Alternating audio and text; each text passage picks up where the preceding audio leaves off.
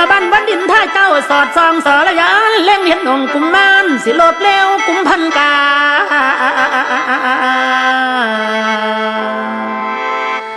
จึงเฝ้าบรรษาให้วิษณุกรรมลงด่วนผุ่นเยอะจังมาเนรมิตสร้างปางแก้วคู่ควรสินใส่เท้าพระเอกองอาจังบะมาเนาในภาษาจินท่าเจ้าเล่าใส่สนาสู่สงครามสิ่งยากสีหราชพร้อมสังทองนองกระดังเดียวยักษ์ห้องตีต่อหอยสังกะกบหัวมันแตกตายนะเต็มดาวสินใส่เท้าฟังพ่อยาขาดเกิดเป็นไฟลุกท่วมแดนดาวลูกลามสังพลน้ำดับหมอดยังไฟสินใส่ตัดหัวยางกะขาดกระเด็นกระเดดินมันกระจับหัวเข่าติดคอคือเก่าอุ่นเยอะสีโหสีหาลาดเจ้าทะยานห้องเป็นเสียงโคโนยานหูแตกดับหายซุ่มที่เหลือนี้ตายไปแจ้งกุมบันกาเมื่อนั้นสากศพยักษ์กองเป็นผู้เขาตั้งตายเต็มพื้นแผ่นฝูงมูกาและแห้งสิมาเมียนขาบนั้นนี่แล้ว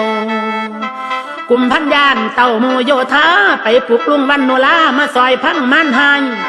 แต่ว่าพวกนั้นในบ่มีทั้งสะดุ้งตื่นกลอยู่ขึ้นกองในห้องผู้เดียว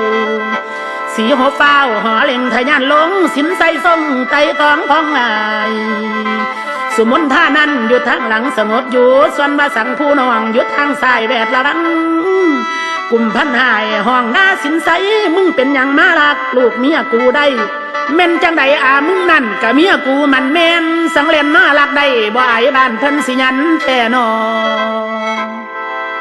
ยุดกันเท้านุ่มหน่อยมึงอย่าสามเอากาเอาเมียกูผัดผากสังบังอาจวัดโอ้บังโตหน่อยทอบักหอยเท้าเอ่ยเมื่อนั้นสินใส่ตาลกาตอบกุมพันว่ากุมพันเอ้ยเห็นว่ากูผู้น้อยมึงจะคมหัวหยิกนี่ละแนวน้ำผิกกะบายักล่องแกงสาเมื่อนั้นฝูงยักษ์มันลุ่มหลอมสีโหแท่งทังยักษ์กระต่ายมอดเมียนหลายลุ่นอเนกน้องสอนสินตองตามต่อกุมพันจังบะเสียงสอนดังสนั่นพุ่มไพ่พื้นกุมพันยิ่งตื่นขึ้นปันไฟเผาแผ่นสินใส่สอนปินเปียงฝนฝ่าลังลงกุมพันเด้อกุมพันหนอขึ้นฟ้าป้าประกาศคนล่วงบาได้จับสินใส่กงขังใดซุ้มนั่นแล้วซุ้มทหารเลยได้กราบขึ้นมองเก่ากุมพันยักษ์ทอนเท่าคิดคนล่อต่อยตีนี่เม็ดเดินในเม็ดปราสาทแก้วให้แกสินใส่จังบะกุมพันลวงบาพระยินแปลงใบสินใส่เท่ายิ่งสอนเพียงพาจังบะผาศาสตร์หายเลยมั่งมุนทุลีโจบดดิตาฟังบันตอนไปสังสีโหสินใส่ขากุมพัน